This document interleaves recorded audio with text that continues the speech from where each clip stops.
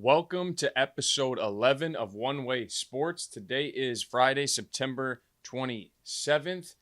And coming up on today's podcast, obviously, you know it is a Friday, so we got a full slate of NFL previews coming up for you. I'll go through every single game, details, stats, statistics, you name it. I give a prediction at the end of each of them. And then we have Pway's Parlay on the podcast today as well. We're trying to find a winner here, guys. 0 for 6 lifetime on the Pway's Parlay. Feel good about this week's plays, but you can never feel good when you're gambling on the NFL because everything is unpredictable any given Sunday. Coming up first, what we're going to start with is last night's Thursday night football game between the Giants and the Cowboys. Lots of thoughts to react to on that. Cowboys moved to 2-2 as the Giants moved to 1-3. Let's go ahead and jump into the podcast right now. Cowboys win Thursday night football over the Giants 20-15, and Dak Prescott has 13 straight wins versus the New York Football Giants. He owns this franchise. The Cowboys in general lately have owned the Giants, but Dak against the NFC East, 33-9. Pretty impressive stuff, what Dak Prescott has done. I wouldn't call it the most exciting game. In fact, the first half was one of the sloppiest halves of football I've seen in quite a while. I believe there was 12 combined penalties. Dallas had 9 for 70 yards. The Giants had 3 for 25 yards. Felt like a divisional game for the most part. The Giants couldn't run the ball at all. They actually only ran the ball for 26 yards after the Cowboys had given up 464 combined the last 2 weeks. The Giants somehow only manufactured 26 yards on 1.1 yards per carry. That is never going to get it done. Daniel Jones played pretty efficient football, but if you ask me, there's no aggression in his game, and his down-the-field accuracy is pretty poor, if not bad. I thought there was more big plays out there for the Giants than they delivered. Malik Neighbors was incredible again last night. But there's so many big plays that Daniel Jones misses because he's not able to connect with his receivers downfield. First half was all about time of possession, and I already mentioned the penalties. The Giants had 18 minutes of time of possession in the first half, but 12 of those came in the second quarter. It's actually wild when you look at the 3 drives, essentially, they had 3 drives in the first half, the Giants. They go 8 plays, 51 yards, in 4.5 minutes, field goal. Then it's an 11-play, 55-yard drive that takes nearly 6 minutes, ends in a field goal.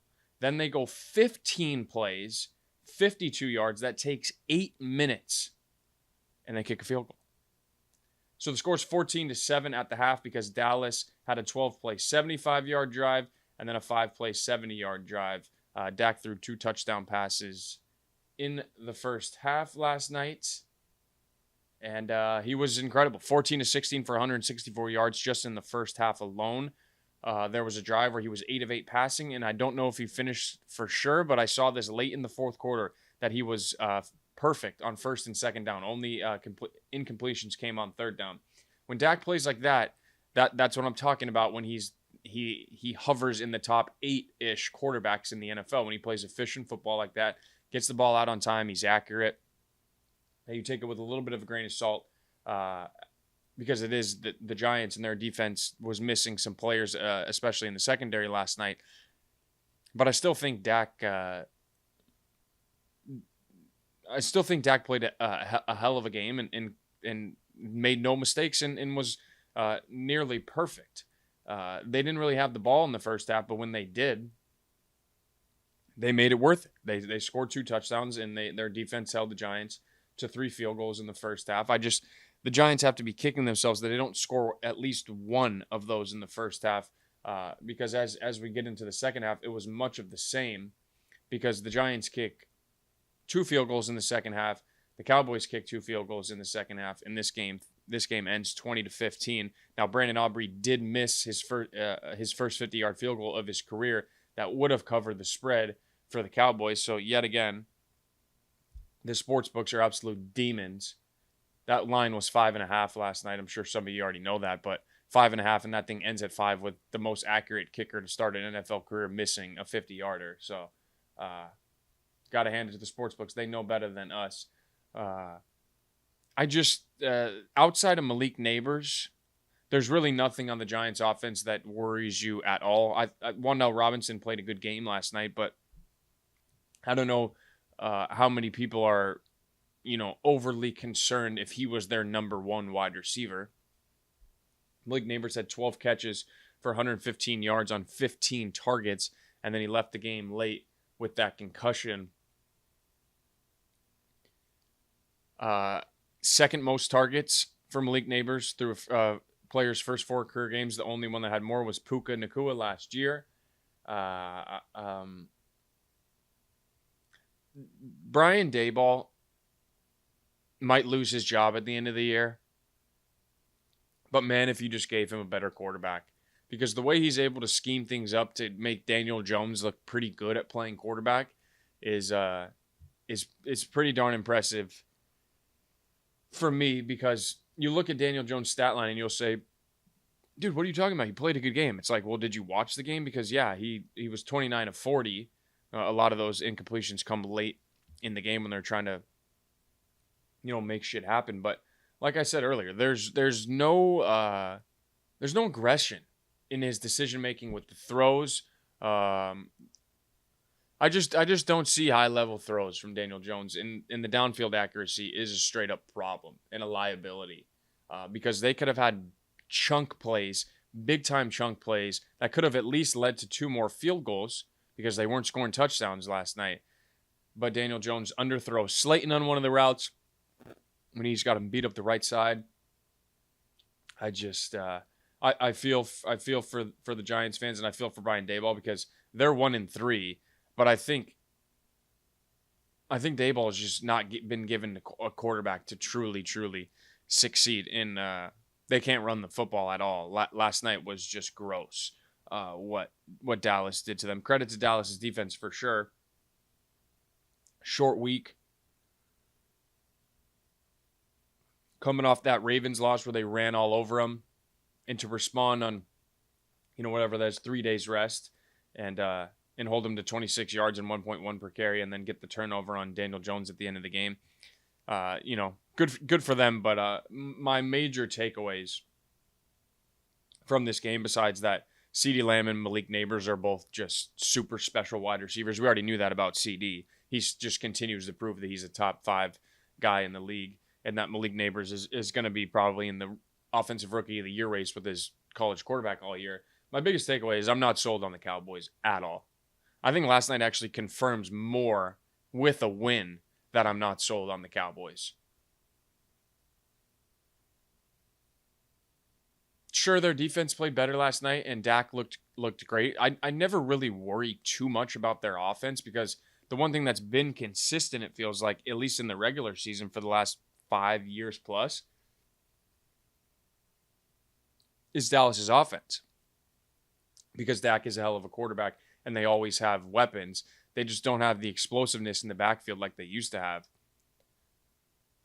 They actually really don't have anybody in the backfield, and that's why I'm not sold on them at all. I think their defense can continue to improve and get better. Can't take any major takeaways from beating the Giants last night, but they have little to no run game, and especially runs that are gonna burst for 20 or 15, or you're on your half of the 40 and then or 50, and then boom, you gash a 15, 20 yarder, and boom, you're a couple yards away from a field goal.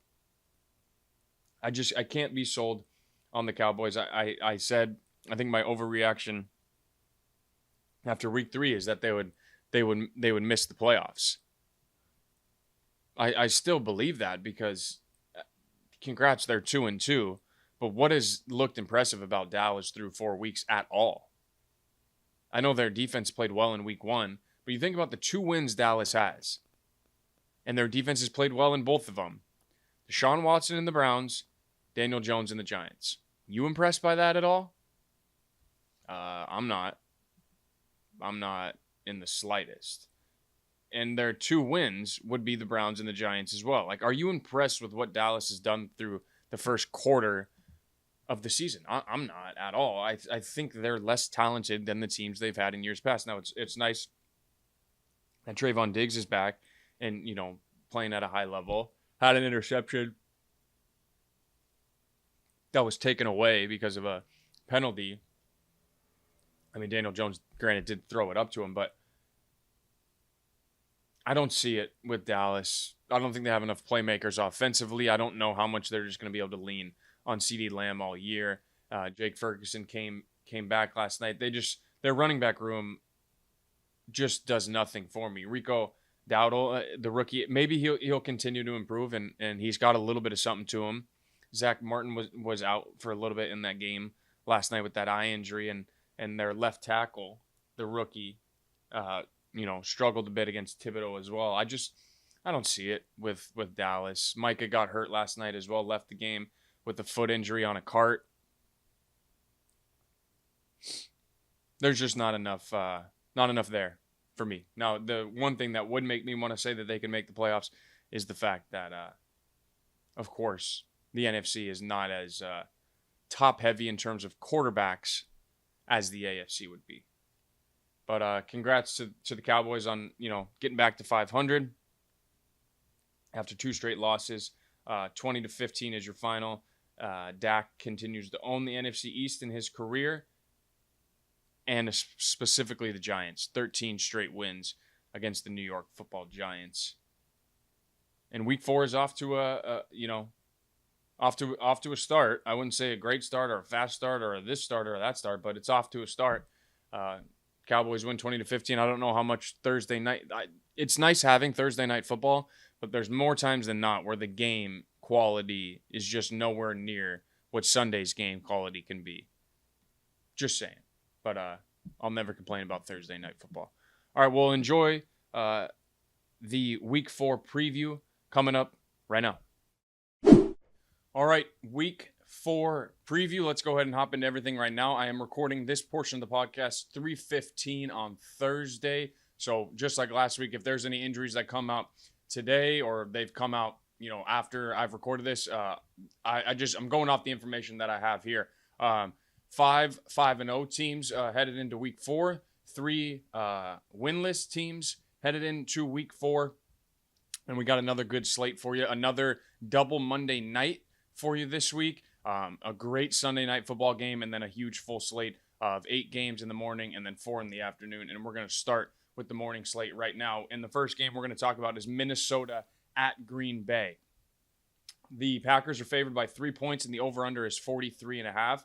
Now, this line tells me one thing. Jordan Love is playing.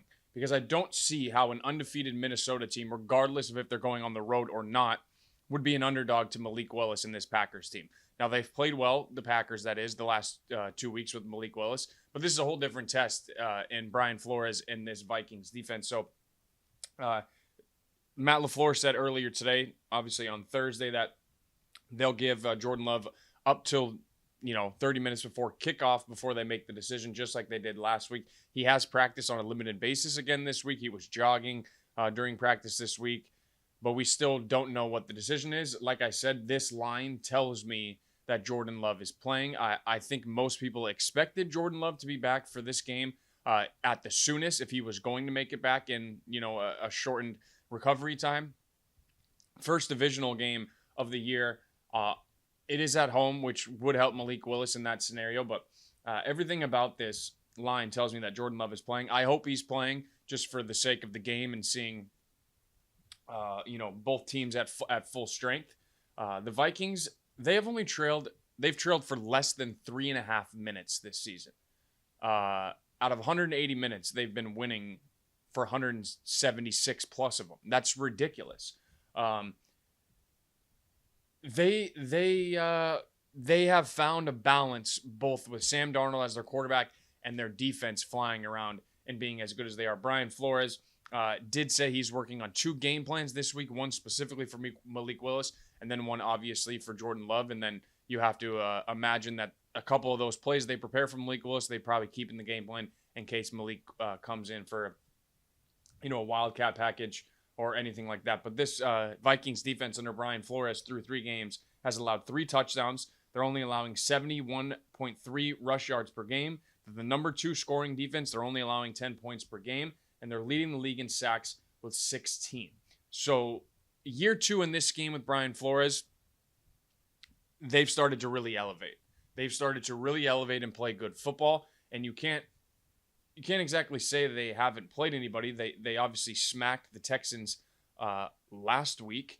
And before that, they played the 49ers and the Giants. So they beat 2 playoff teams last year. One is the Super Bowl finalist. The other one in the Texans, who was hot at the end of the year. So, and both of those pretty dominant statement wins. I know the 49er game looks closer at the end than it actually was. They thoroughly dominated the Texans last week, but it is a much different test this week than it was last week. The Texans were missing Joe Mixon last week. That is not the case for the Packers. Josh Jacobs and all those boys will be ready. They come in to this division opener with the number 1 ranked rushing offense. They're averaging 204 yards per game. Now, a lot of that comes from the last 2 games with the added element of Malik Willis running as opposed to Jordan Love throwing. You'd have to imagine those numbers are a little bit skewed and less of what the Packers actually are going to be as this season plays out. But Josh Jacobs has been good for them. Malik Willis, obviously, like I said, has been running the rock well for them. I'm curious to see if Jordan Love is back, how effective is the Packers' run game without that extra element of somebody to worry about. Aaron Jones is coming back to Green Bay for the first time. He spent the last 7 seasons with the Packers, and from 2019 to 2021, he ranked 2nd in the NFL with 40 touchdowns, and that is obviously when they won those 3 straight division titles. Packer legend, he did say he's going to try to plan a Lambeau leap if he scores this weekend, just trying to find some Viking fans. I think even if he Lambeau leaped, some of those Packers fans would be pretty happy to see 33 back in Green Bay, depending on what the score is, if they celebrate with him or not. The Vikings' red zone offense this season has been lights out. Sam Darnold is 14 of 19 with 6 touchdowns and no interceptions in the red zone. That is filthy work from Sam Darnold. Shout out to him in this offense, but it comes with having the balance of having to worry about Aaron Jones not only running the football but also catching it out of the backfield, combined with Justin Jefferson and all the attention he demands as well. Now, the matchup that I'm keeping my eye on has to be Justin Jefferson versus Jair Alexander. Arguably the best wide receiver in football versus a top 5 corner in the NFL. Jair Alexander has 2 interceptions this year. He had a pick 6 last week, and the Packers defense is leading the league in turnovers with 9, and they have 7 interceptions as well. Darnold has thrown 2 picks this year. I'll be interested to see if the Packers can get him to throw him a couple. You know, every game there's going to be chances for interceptions. It's just going to be on the Packers defense to take advantage of that. Now, Jair Alexander on Justin Jefferson, we'll see if Jair can take him out of the game or if it's a double situation. Jordan Addison is still questionable as of me recording this right now. Josh Naylor, is that how you say his name? I'm almost positive. It's Naylor's his last name for sure. He's been a really solid, addition to that wide receiver. Jalen Naylor, that's his name. Jalen Naylor. He's been a solid addition to that wide receiver room, but they're going to need some production from that wide receiver room if Jefferson is getting doubled all day, and they're going to need to be able to run the football to be successful against the Packers. Interesting storyline that nobody's probably going to talk about in this game, especially in divisionals. We know that divisional games are usually, if not always, a 1-score game, 1-possession game. Well, both teams have a rookie kicker. Braden Narvison is the Green Bay kicker, and then Will Reichard is the Minnesota kicker. Reichard is the all-time leading scorer in college football history, was the kicker at Alabama for 4 years. They've both been really solid this season for both of their teams.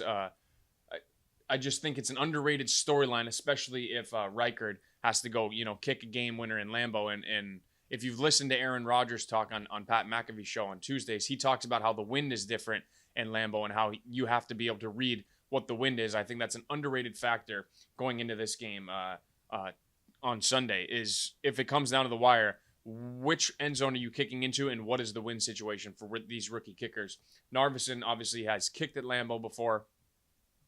Reichard has not, so we will see how that plays out. The teams have split the last 4 meetings, and just for a betting note, the Vikings have won the first meeting of the season both times and then lost the second matchup later in the season. So just something betting-wise for you to keep an eye on that. The trend says that the Vikings win the first game and the Packers win the second game. We'll see if that continues here on Sunday. But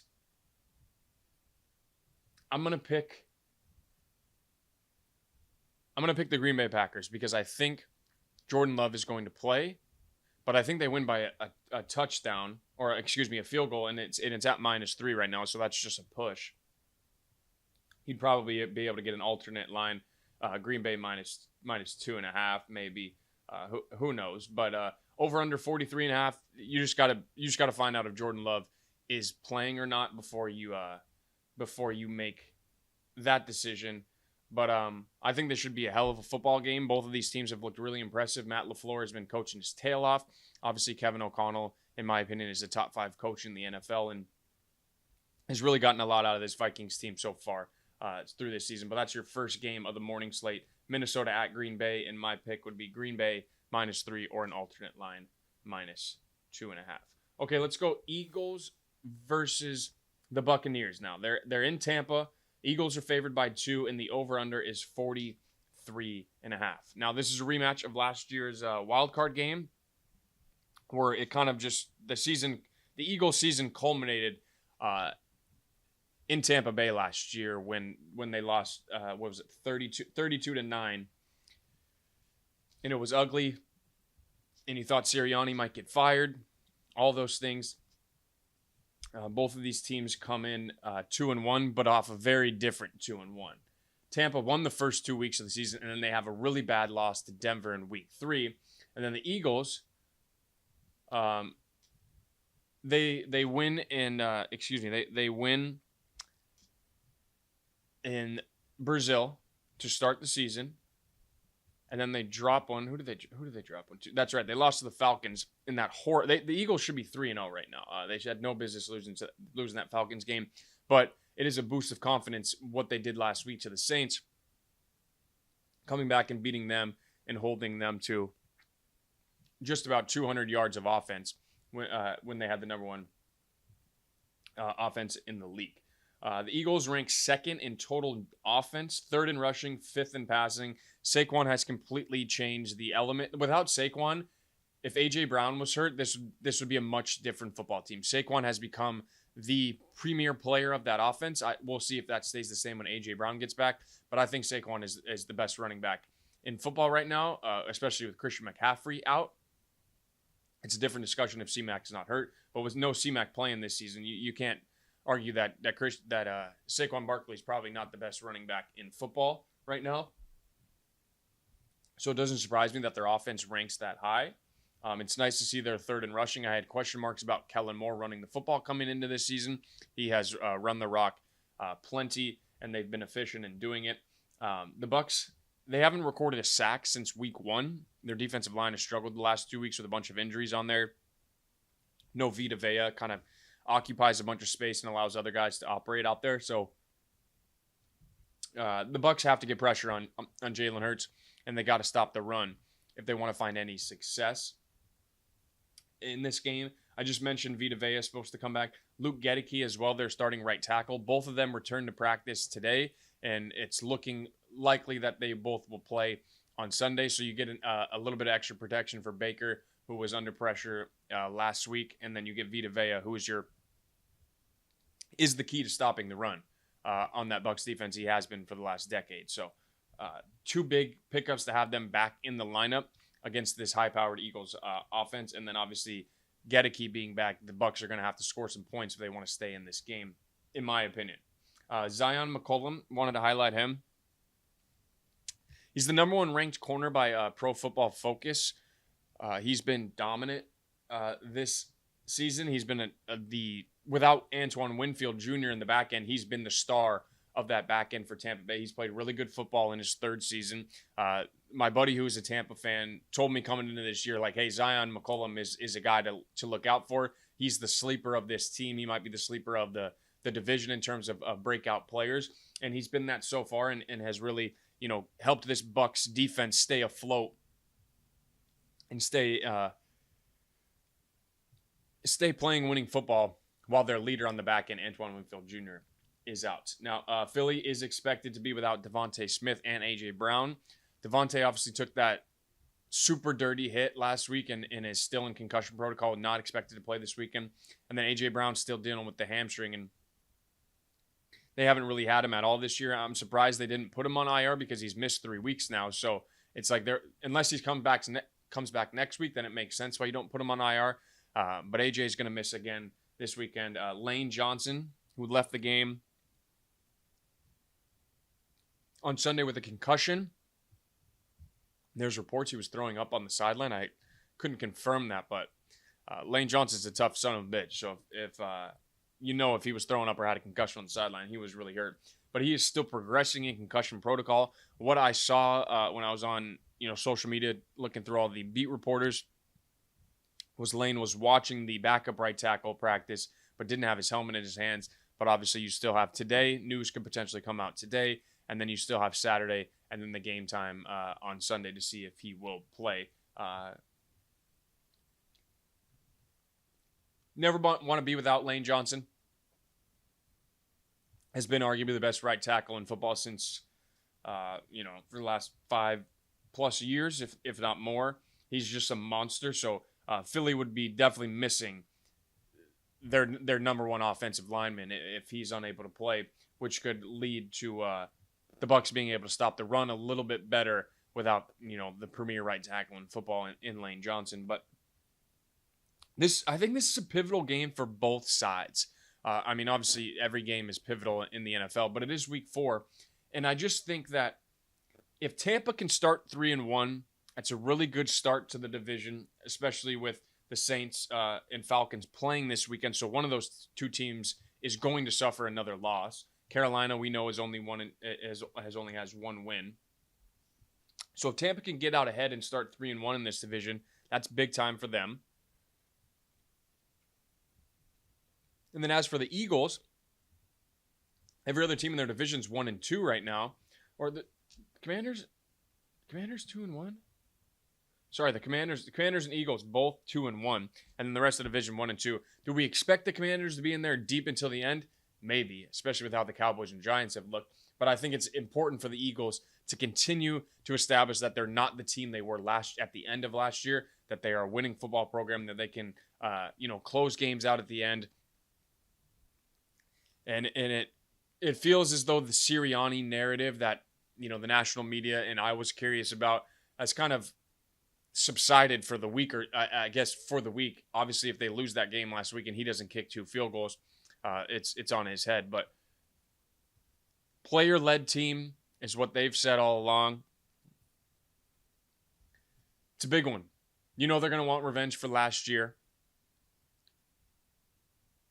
You can't imagine that any of them are super stoked to be walking into that stadium with the memories that they had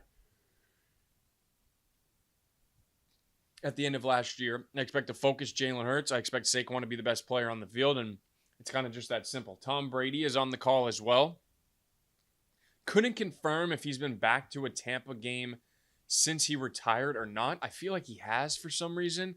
But regardless, this is his first time back as a broadcaster in the stadium that he won his 7th and final Super Bowl in, with the team that took a chance on him when the Patriots were done with him. Would just like to say the Chargers also wanted you too.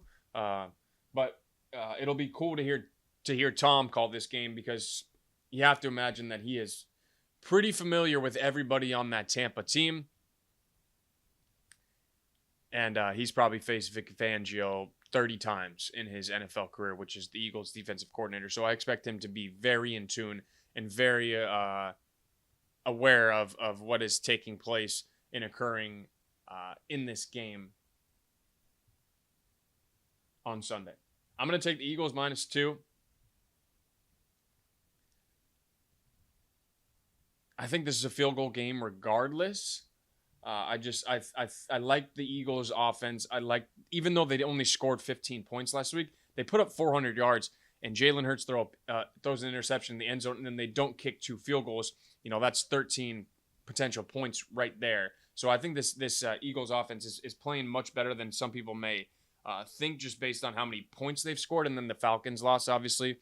But I really like Saquon behind an elite offensive line, and I think Jalen should be able to get more comfortable, but I think they lean really heavily on the run with no A.J. Brown and no Devontae Smith. Dallas Goedert will be the number one option if neither one of those guys can go, and they'll probably use Saquon a lot more in the backfield. But I'm going to take the Eagles -2, and I actually like the over in that game too.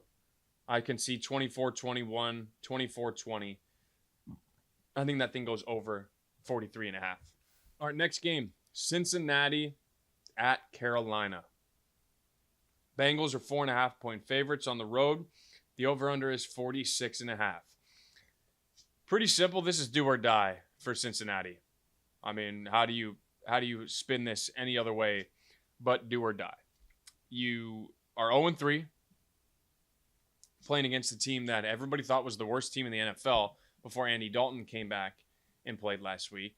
But then you have the Ravens the next week. So it doesn't get any easier. Even if you beat the Panthers, you still got to go play the Ravens. Now, the offense is not the issue for Cincinnati. We clearly saw that on Monday night. They scored on every possession. They scored 33 points. Burrow looked like Burrow. Chase looked unbelievable. Higgins came back and,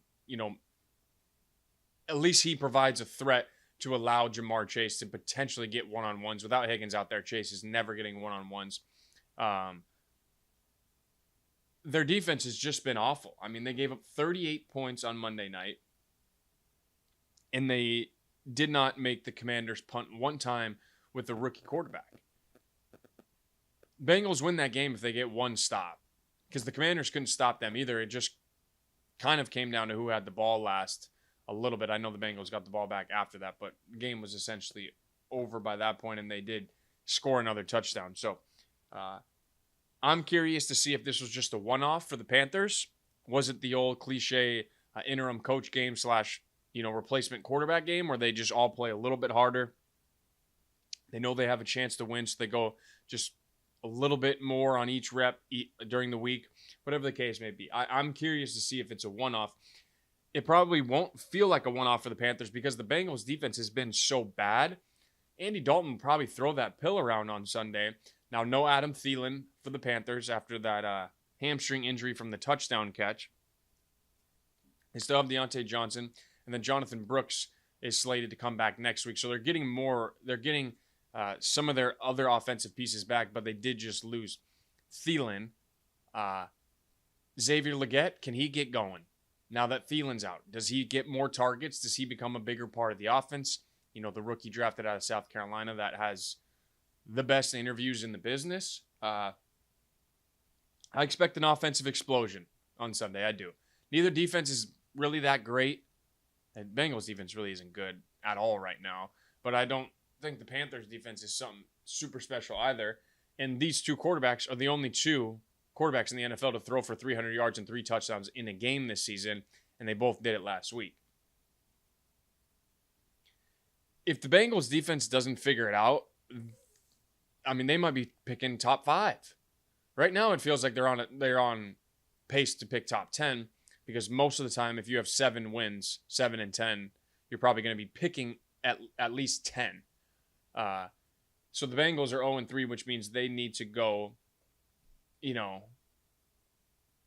what do we think the number in the AFC is to make the playoffs? 9? Is 9 the number, or is it 10? Because I think that changes the conversation. Because if it's 10, the Bengals have to go 10-4 here on out, which isn't impossible. But it is much more difficult than 9-5. I don't know. It's the defense has to figure it out right now. Cam Taylor-Britt should probably stop talking.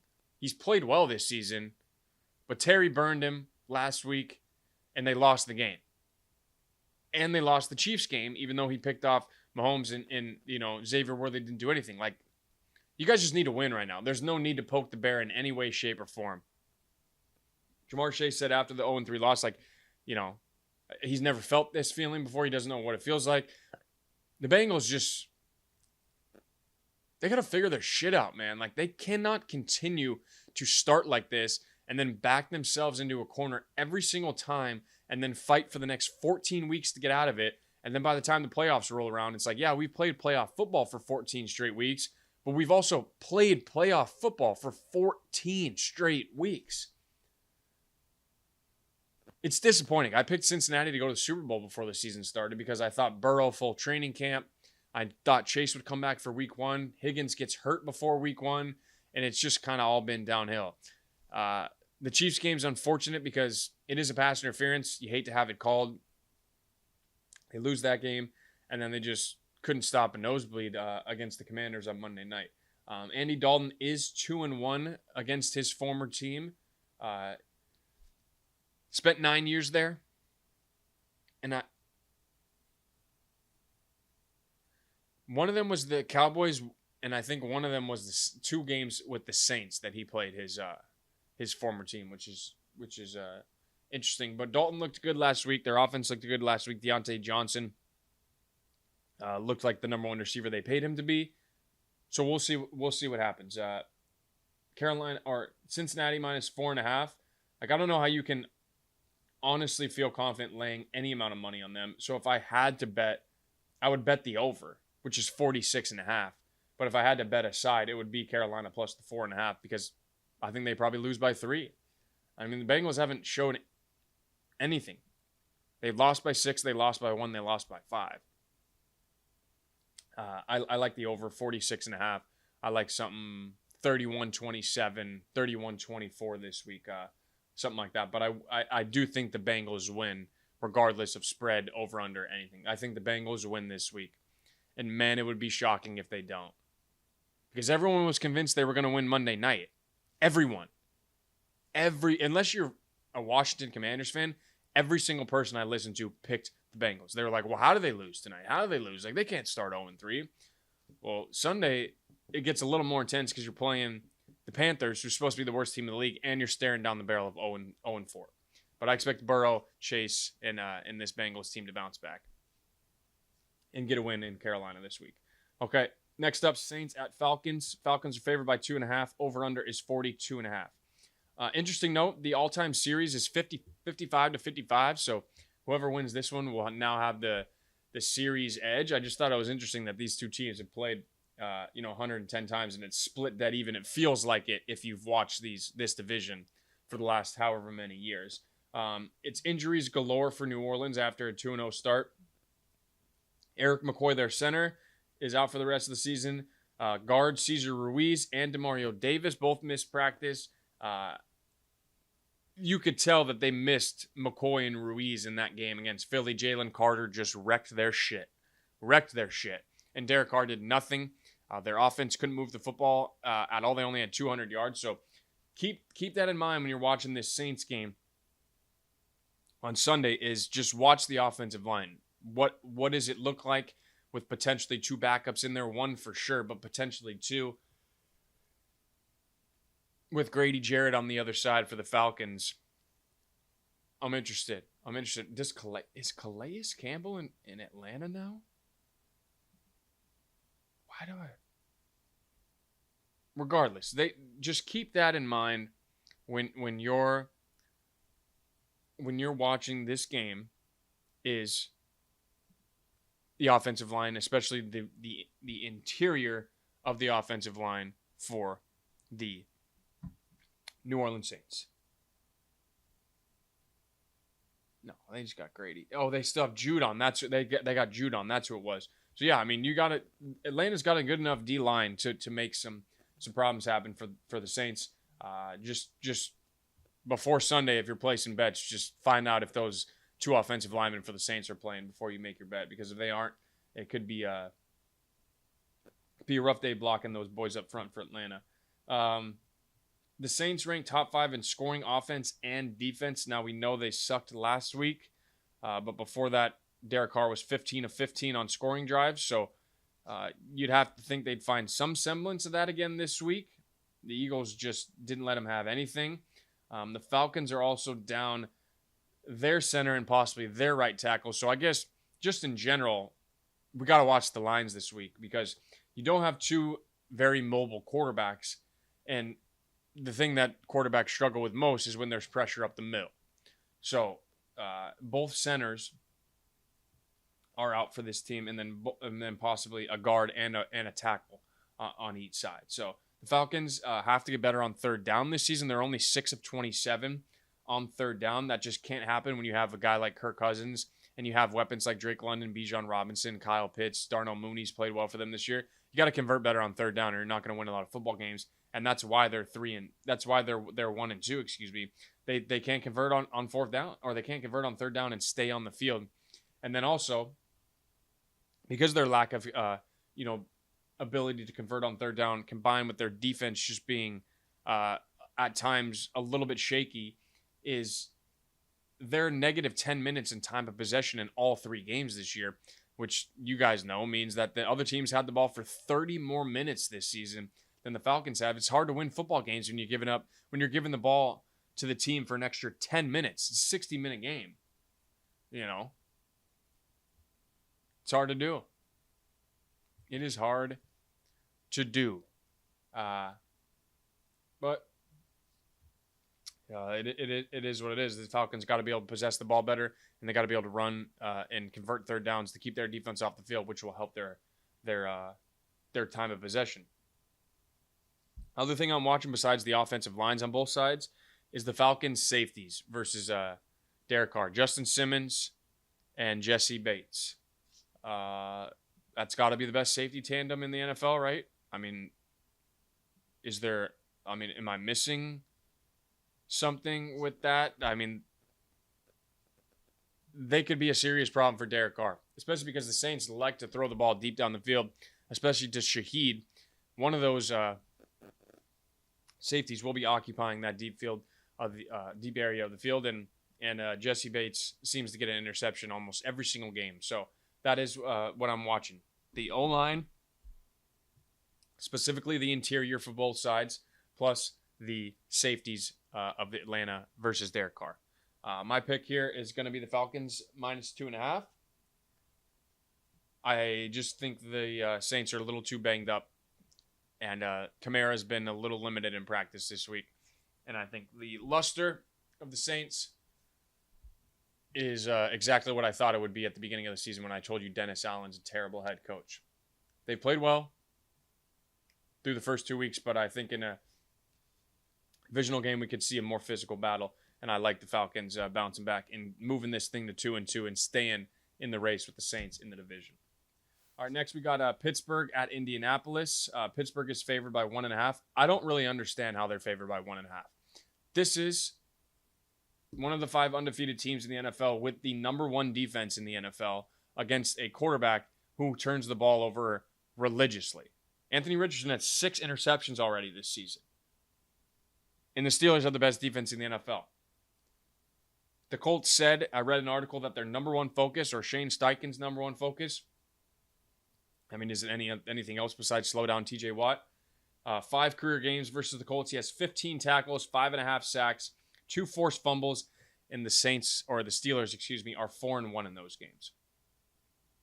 Now, the Colts do have a fantastic offensive line.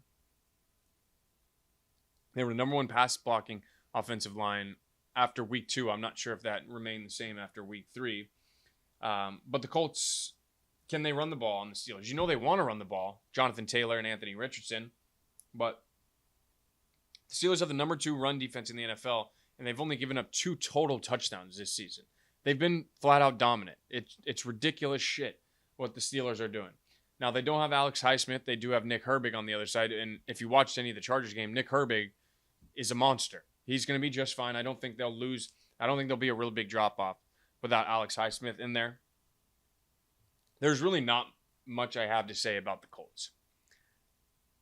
It feels like a rookie season with Anthony Richardson. I know he played 4 games last year, but not really.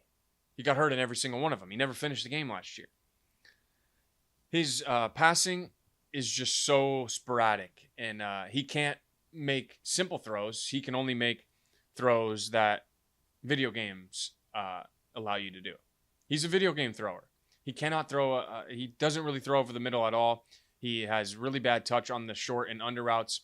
I love the kid. I love the player. He's so fun to watch, but man, he's not a great quarterback right now. Amazing football player, not a great quarterback right now, unfortunately. Last thing I'll say about this game before I give you my pick. Why is Justin Fields not been named the starter for the rest of the season. I don't understand that. Are you just waiting for Russ to get healthy and Justin to lose a game to move back to him? Because that's going to fuck up your locker room. And Tomlin knows that. And I also think Tomlin probably thinks Fields is the starter for the rest of the year, but he doesn't give a fuck if he tells the media or not. But if they win again this week on the road and start 4-0, and Tomlin doesn't name him the starter for the rest of the season, I mean, you got to show the public who your quarterback is. You paid Russell Wilson nothing anyway. You're not tied to him at all. You could probably trade him if you wanted to right now because of the QB situation in the NFL. You think Miami isn't trading a fifth for Russell Wilson right now, even if it's just for 3 weeks? I don't know about that. But Fields needs to be the starter for the rest of the season. I think he's going to get a contract extension in the offseason too. Justin Fields fits perfectly in Pittsburgh, and I think that city loves him as long as he continues to win. This is easiest bet of the week for me. Pittsburgh minus 1.5, under 40. Super easy. I like the under 40, and I like Pittsburgh minus 1.5. But if I was just taking one, I'm taking Pittsburgh minus 1.5. I don't understand how that line is 1.5. It makes zero sense to me, and that might be why the Colts win.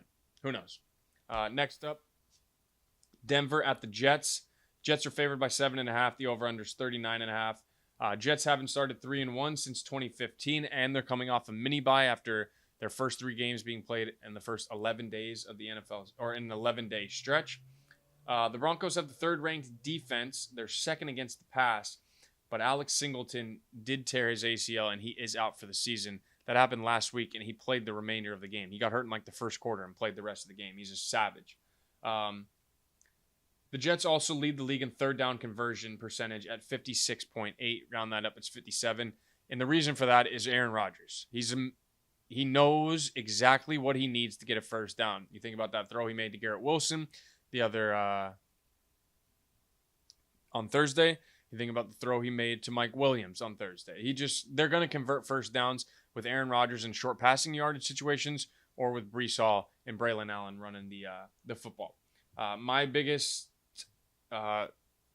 storyline is Bo Nix versus the Jets defense. Now, the Jets defense is only 7th. They're 22nd against the rush, and they're 4th against the pass.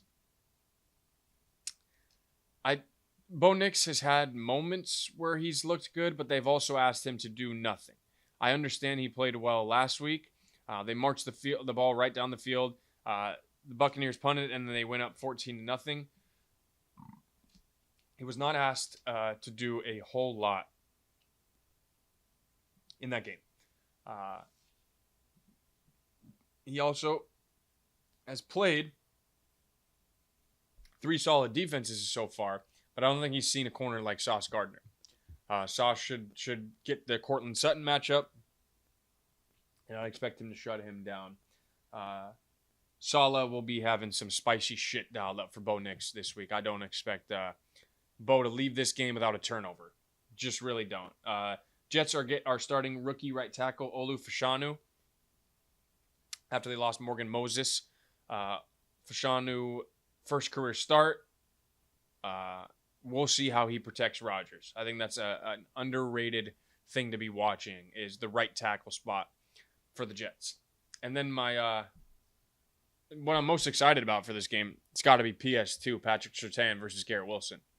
Garrett Wilson gets coverage like premier players in this league do, like Justin Jefferson, like Devontae does, like all those guys. He's not going to get doubled this week. PS2 does not need help. This dude is a gangster. You want to hear Surtain against the top guys these first 3 weeks? How about week 1 against DK Metcalf? He's really good, right? Had a 75-yard touchdown last week.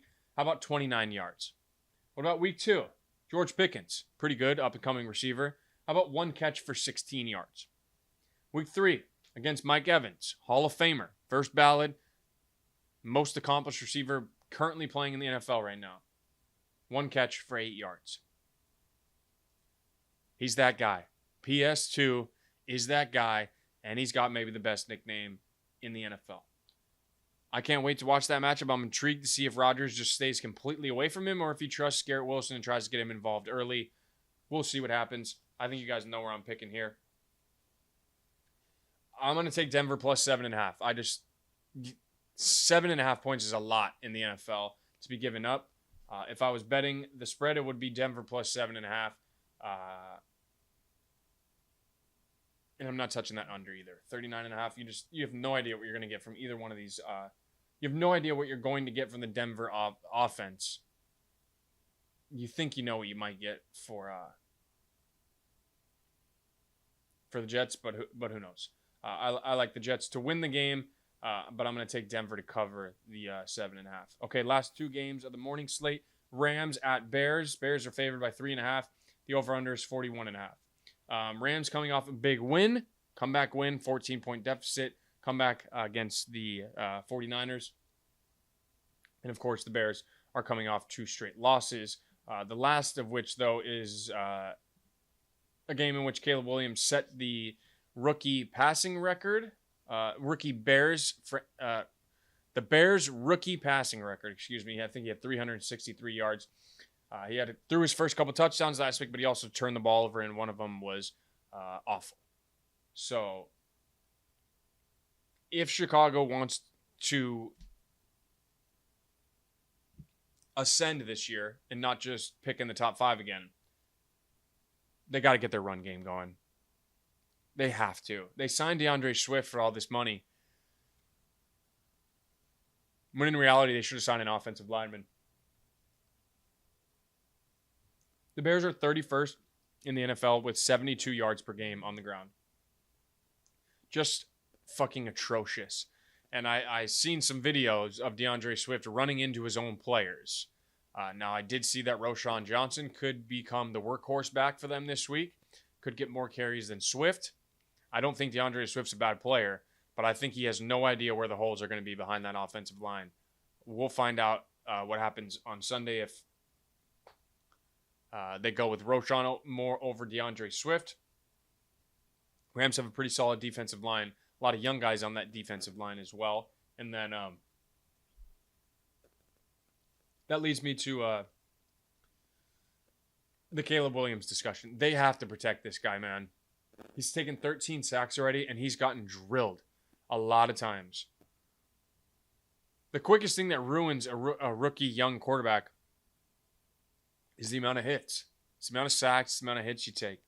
The famous one is David Carr, obviously, who was drafted by an expansion franchise in the Houston Texans, and he just got beat up for the first 3 years of his career, and he never recovered. Similar things happening with Bryce Young. I think less is offensive line issues in Carolina, though. But they got to protect this dude, man. You think about what they did to Fields for 3 years. They didn't protect that guy at all, but he could run around. Caleb can make plays, but he's not running it like Justin is. Now, he does potentially get Keenan Allen back this week. He did return to practice.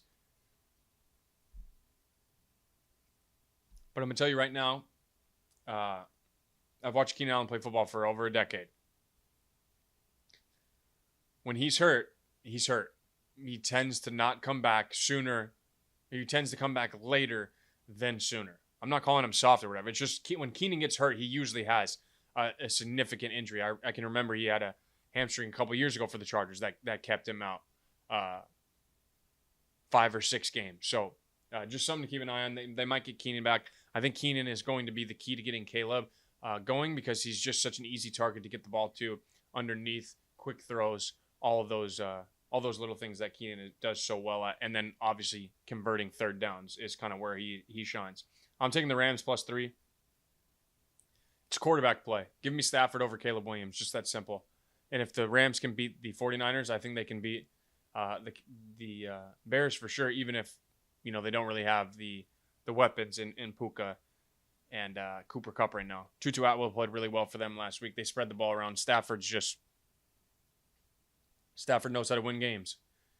He knows how to win games. So I'm taking the Rams +3. Last game of the morning, Jacksonville at Houston. Texans are favored by 6, and the over-under is 49.5. The last meeting, the reason I'm bringing up this last meeting from last season, it was week 12 last year. Jacksonville won 24-21. And the world was much different. The Jags were one of the best teams in the NFL. The Texans were still the Texans. but with a good young CJ Stroud. They had promise, they had hope. Well, seasons go completely different directions from there on out because the Jags lost 5 of their next 6, and the Texans went to the playoffs. And funny enough, that is Trevor Lawrence's last win as a starter. And that is the only win besides the Carolina Panthers win in Week 17 last year that the Jags have had. They're jagging again. Everyone says, oh, the Chargers. Fuck you. The Jags are the Jags jag more than anybody in the NFL, and they're jagging off right now. Their premier pass rusher, Josh Hines-Allen, who had 17.5 sacks last year, they told him to put on 20 pounds of muscle and then change his position to be a 4-3 instead of a 3-4. Well, that's worked because he has 9 tackles and 1 sack this season. It's just like, why did you decide to move Josh Hines-Allen after his best season of his career? It just doesn't make any sense, dude. Like, those decisions I don't understand, and I kind of feel for Josh Hines-Allen. I haven't watched, and I don't really understand the D-line and the switching, but when a guy has 17.5 sacks, I think that's probably his position, right? Like, let's make him slower by putting 20 more pounds of muscle on him, and then let's have him just rush the passer. Josh Hines-Allen was one of the sickest linebackers in the league the last couple of years, and now they just have him with his hand in the ground. I don't like it. But that's the Jags, baby. Can Stroud bounce back? He threw 2 interceptions last week, and then he did light up the Jags last year. 584 yards and 4 touchdowns. I don't worry about Stroud in the slightest whatsoever. I expect him to be fine. We're on Trevor Lawrence watch, guys, to find out if he's actually Daniel Jones, because the Texans have the 4th total defense and the number 6 passing defense. They're only allowing 163 yards per game, and we know Lawrence in that Jags offense has been pretty shite this year. They might get Evan Ingram back. Not for certain. And then the Texans are probably going to be without Joe Mixon again, which hurts them, especially their run game ability. I'm taking the Texans -6 here. It's an easy play for me. I will not bet on the Jacksonville Jaguars one time this season, even if I lose every single one of the bets. I have no faith. No faith in that team. Doug Peterson, it doesn't really inspire me what he's preaching there. And I was never the guy who thought Lawrence was the next Andrew Luck. It's easier to say that now when we're sitting here like this. I thought he was an incredible college quarterback. But to say he was Andrew Luck and Peyton Manning coming out was just unfair to him and also stupid because he wasn't either of those guys, and we've quickly found that out even after the Urban Meyer year when he got Doug Peterson and they went to the playoffs. He just turns the ball over way too much, and you guys probably saw that video of him doing a spin move in the pocket with nobody even close to him. Give me the Texans -6. Pretty easy pick for me. So there's your morning slate of games. I have Green Bay -3. I believe I picked. Yeah, Green Bay -3. Eagles -2. Carolina +4.5. Saints and Falcons. I picked the Falcons in that game. Pittsburgh -1.5. Denver +7.5. Rams +3. And then Houston -6. I feel like I picked an over/under in there, but I'm not exactly sure. It's hard to keep track of everything.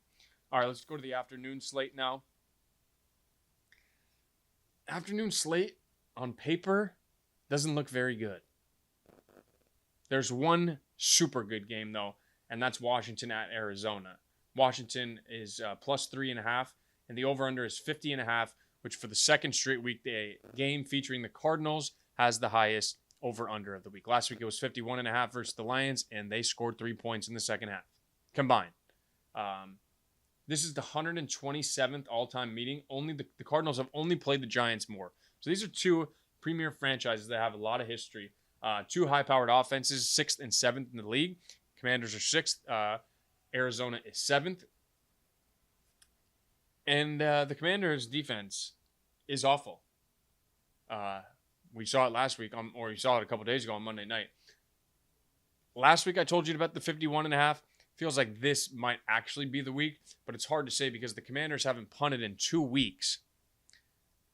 And we expect that to continue with the rookie quarterback. I think Jaden's unbelievable, but to think that if 3 straight weeks a team's not going to punt, I don't care if you have Tom Brady, Joe Montana or whoever's playing quarterback, like to not punt in 3 straight games is actually absurd. So I would probably bet the under, but I would actually fuck that. I would never bet the under in this game. I would just bet the over if I wanted to watch points be scored. Arizona's defense, they must find a way to make Jaden Daniels uncomfortable, because on Monday night, he looked like a 5-year, 10-year vet and was slinging the rock, and was 21-23 for a rookie record, 91% completion percentage.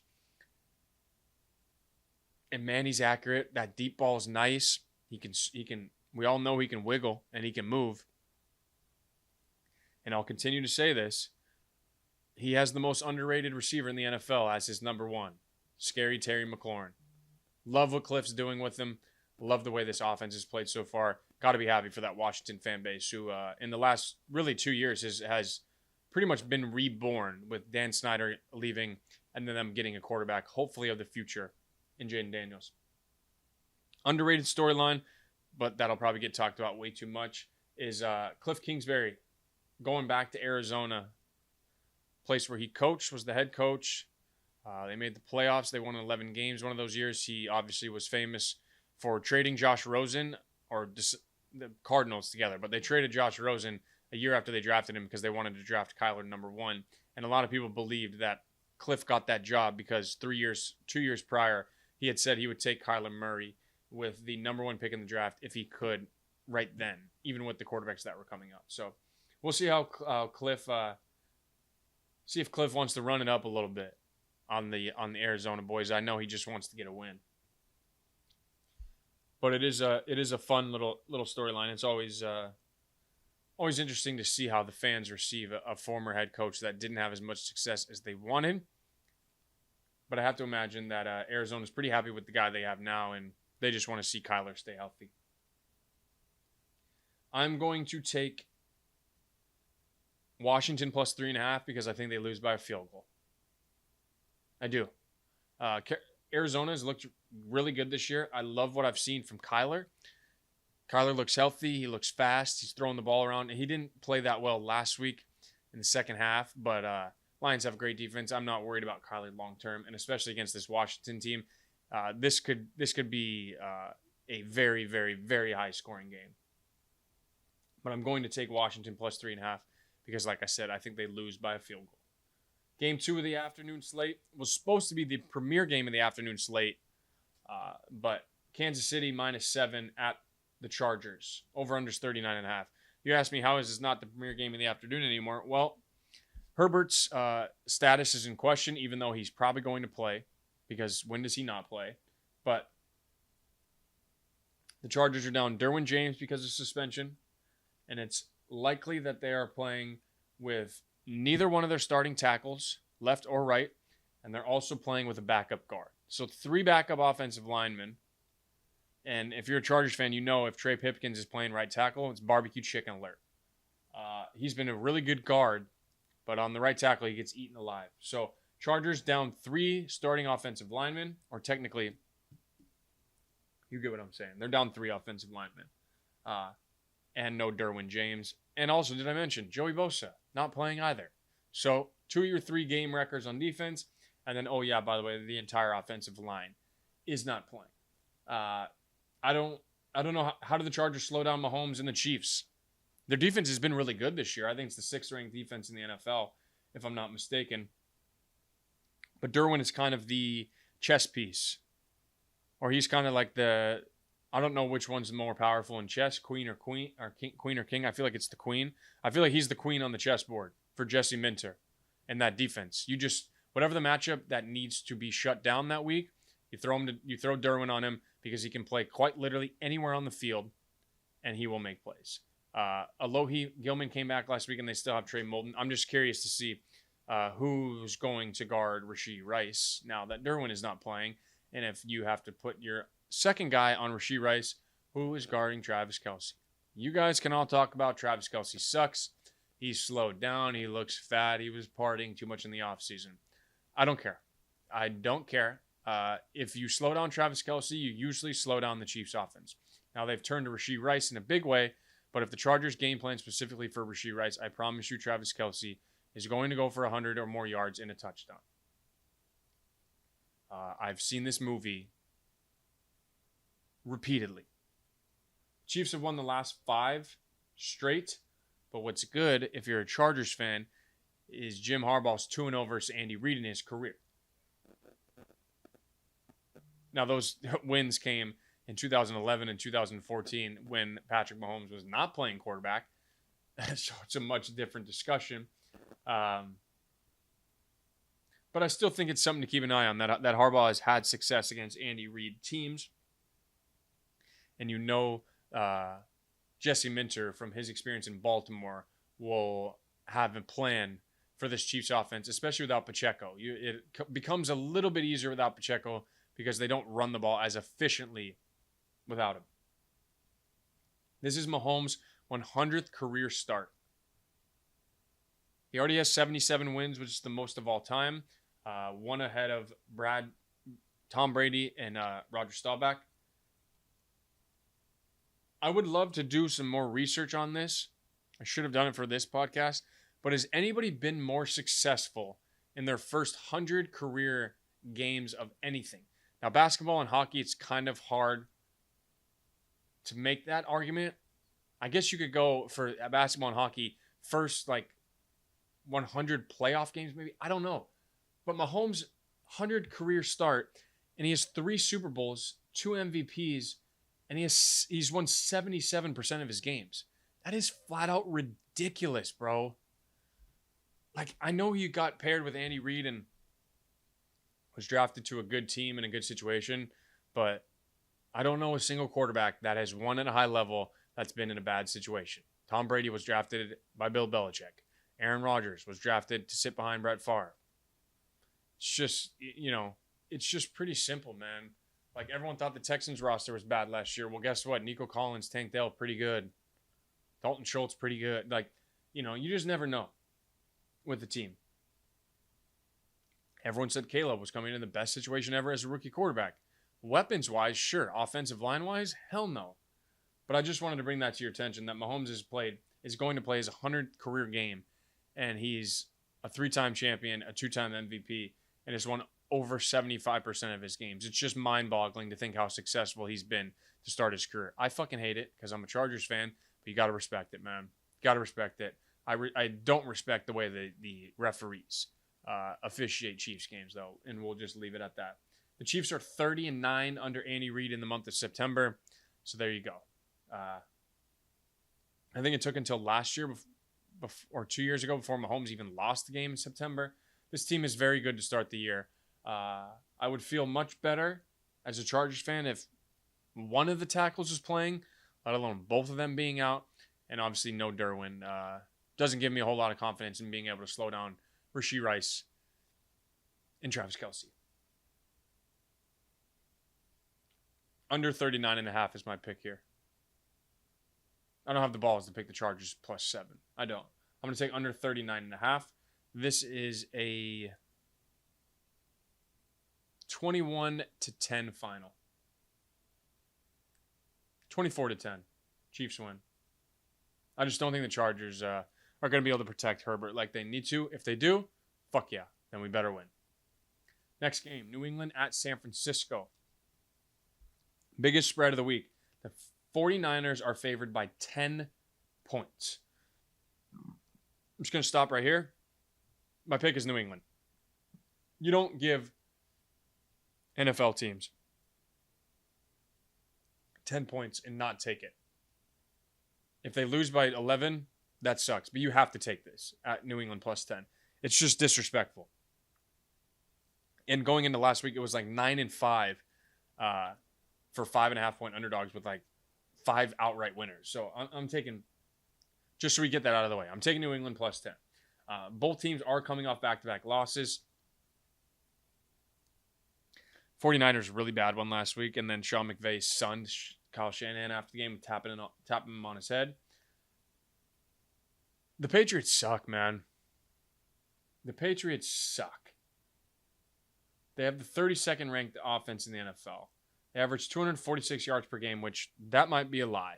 I'm not sure that's a real stat. It is, but I'm just saying that doesn't feel like that. They've scored 3 touchdowns, and they have just over 100 yards passing per game. I understand they have to play Jacoby because their offensive line is so bad, but boy, have the tables turned for the rest of us that hated New England for 20 years, because this team is trash. They have no offense.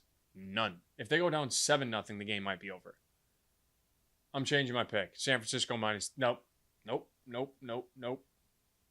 Do not even put me down for a spread bet there. Over 40.5. Nope. Under 40.5. This game has me by the balls. I have no idea. San Francisco's defense. They've been one of the best in the league for the last 5 years. Not this year to start the season. They're allowing 6.1 yards per play, which is the 3rd worst, and they're the 20th ranked passing defense. Just not something you usually see from a 49ers defense. Except when you remember that Brandon Staley is on the coaching staff now. I'm just kidding. It doesn't help, but San Francisco has all the pieces they need to be an elite defense. Again, they just got to figure it out, and it might be finally time that it's catching up to them, the revolving door of defensive coordinators that they've had to go through, because guys have gotten jobs and other people have moved on for different reasons. The 49ers are expected to get George Kittle back this week, which should be a nice addition for them. I don't know how much they missed him last week. I would say they didn't miss him at all if they win the game, but when you don't win the game, you might miss him a little bit. I know Purdy loves throwing him the ball. And then I just saw, before I started recording this, let me just confirm and see if more information has come out about Christian McCaffrey. Because I don't know if you guys saw this as well, but apparently it is right here. So I'm seeing these on a bunch of different websites, but Barstool Sports 2 hours ago. We'll go off Barstool Sports as a reliable source. Christian McCaffrey will miss another couple of months, showing he clearly doesn't give a shit about all his fantasy football owners. That is a great headline from Barstool Sports, but he is expected to miss the next couple of months. Every single outlet that I am going to is telling me that he's going to miss he could miss a couple months.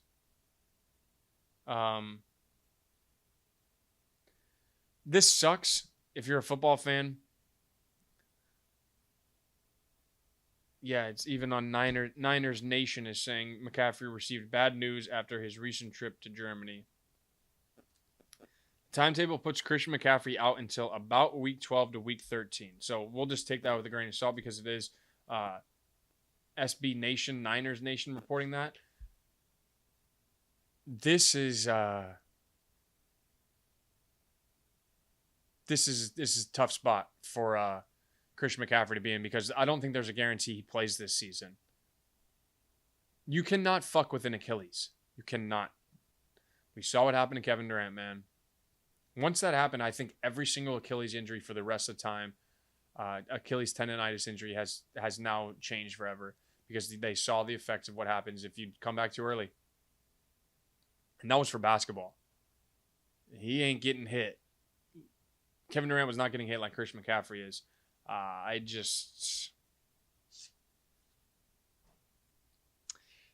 It's a tough spot for Christian McCaffrey. I feel for him. We all miss watching him play. But I think the Niners could be in trouble without him. Brandon Ayuk has played terrible this season. It's almost like he didn't go to training camp or something. That's weird. Juwan Jennings, monster. He's probably their best receiver right now with Debo out. Debo did practice on Thursday. We'll see if he plays.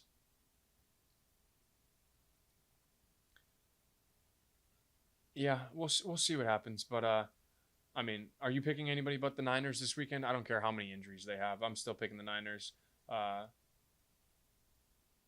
Niners money line. That's my play, because that 10 points is so scary.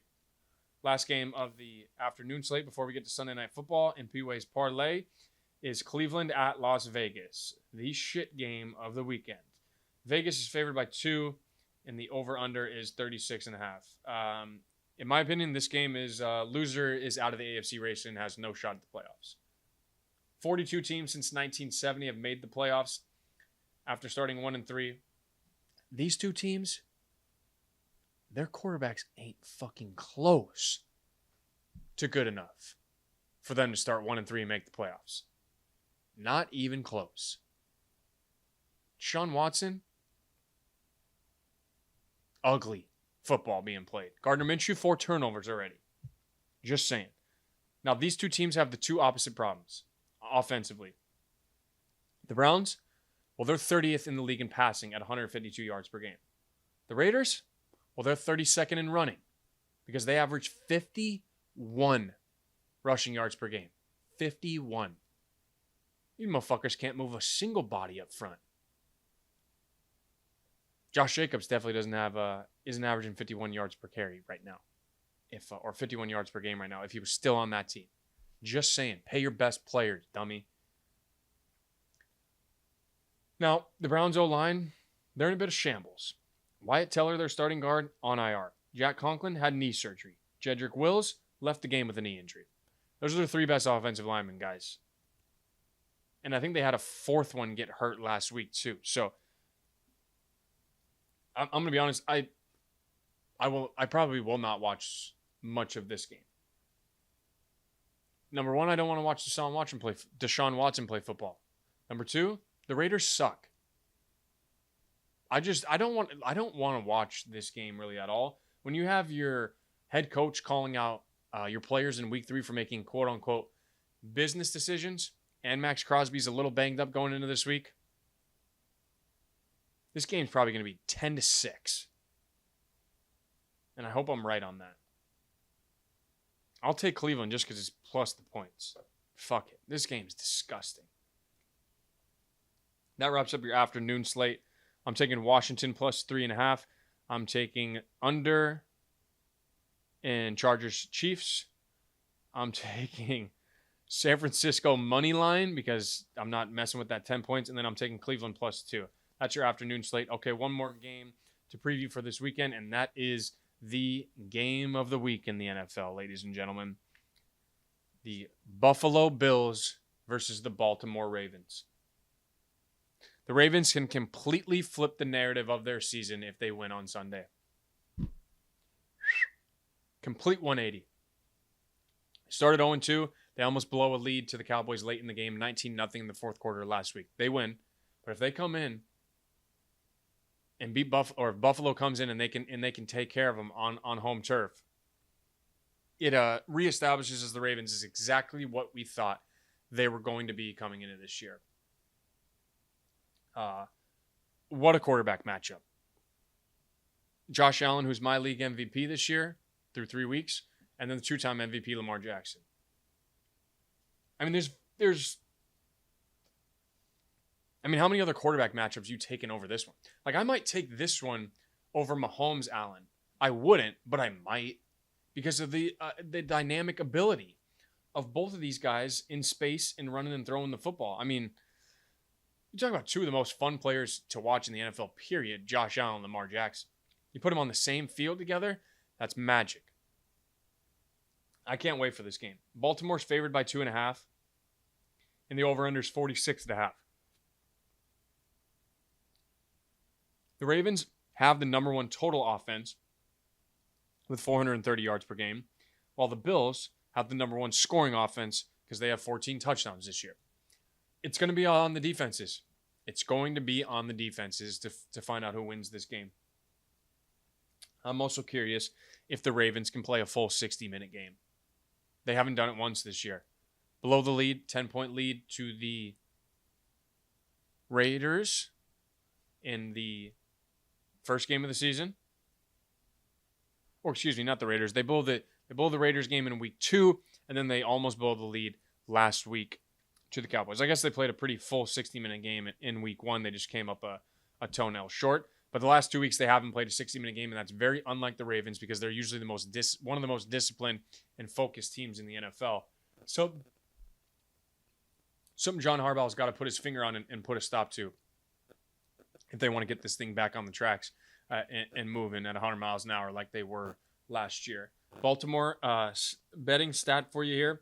They're 20-3 in primetime under John Harbaugh. And it's also a blackout game. You got to imagine that, what's the name of their stadium? M&T, that's what it is. M&T Bank Stadium is going to be absolutely rocking on Sunday night. That's going to be an incredible atmosphere. I cannot wait to watch that game. I mean, I'll be glued to my TV for that one. This is you have Georgia, Alabama Saturday at 4:30 or 7:30 Eastern, and then you have this game on Sunday. I mean, just clear the schedule for Saturday, Sunday around 4 o'clock, 5 o'clock, because these are special games. Special games. Two of the top 4, 3, 5 best quarterbacks in the NFL. I know it's no more than 5. So get excited. Be prepared. I'm hoping for high octane offense and lots of points from Josh Allen and Lamar Jackson in both these teams. I'm going to take the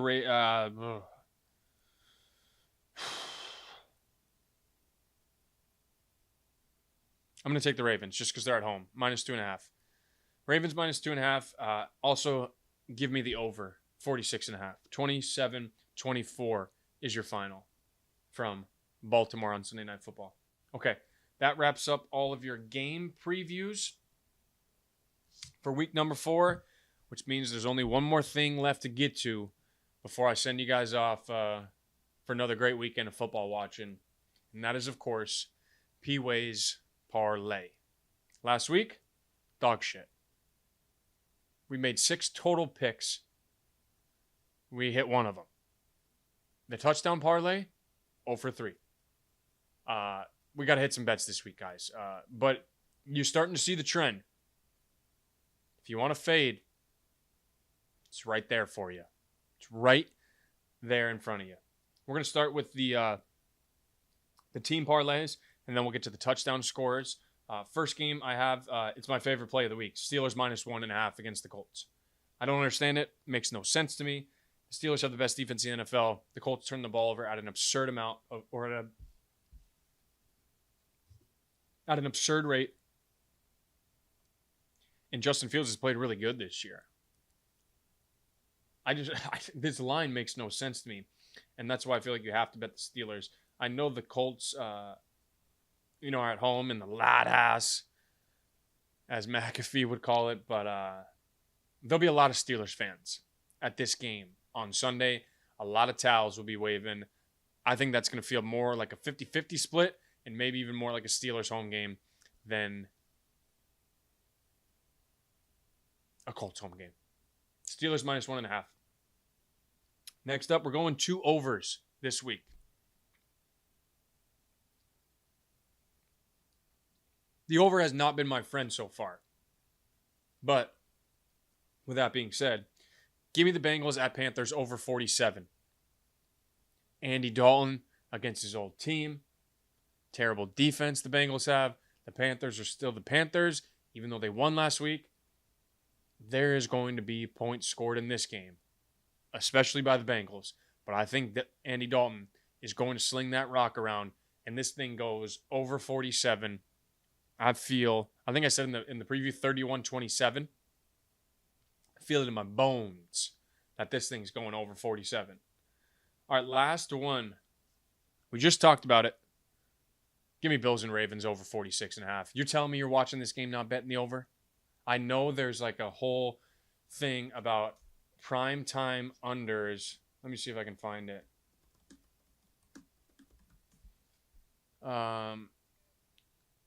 I don't know if I'm going to be able to find the exact number, but apparently betting primetime unders is a very profitable bet.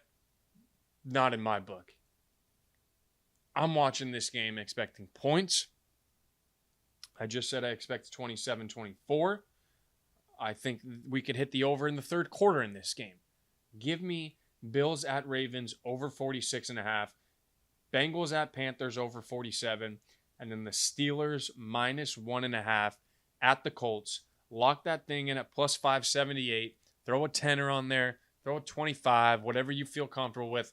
Let's go win some money. And I think, did I pick one from each window? No. So you have two. So basically, if you bet this parlay, you'll know by the time the afternoon game starts if we're dead or if we're alive. If we can hit those first two, Sunday Night Football becomes even that much more entertaining because we'll need 47 points. Plus 578 is the play there. Okay, let's get to the touchdown scores now.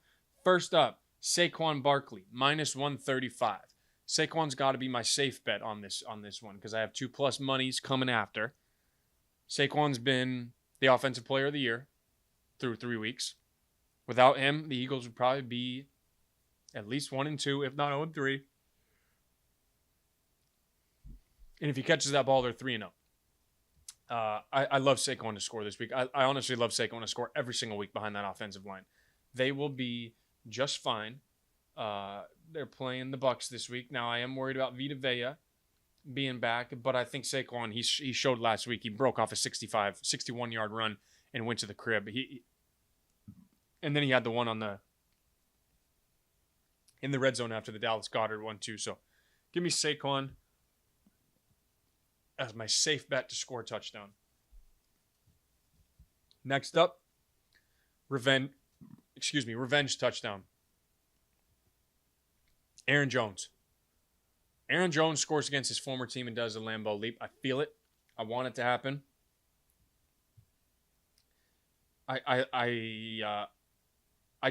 think the Vikings offense has played well this year. Aaron Jones is coming off his biggest game of the year, 148 total yards last week. He had a touchdown last week. You know, if they're in the red zone, they're going to try to get him in the end zone. You know that for sure. I like Aaron Jones plus 130 to score a touchdown.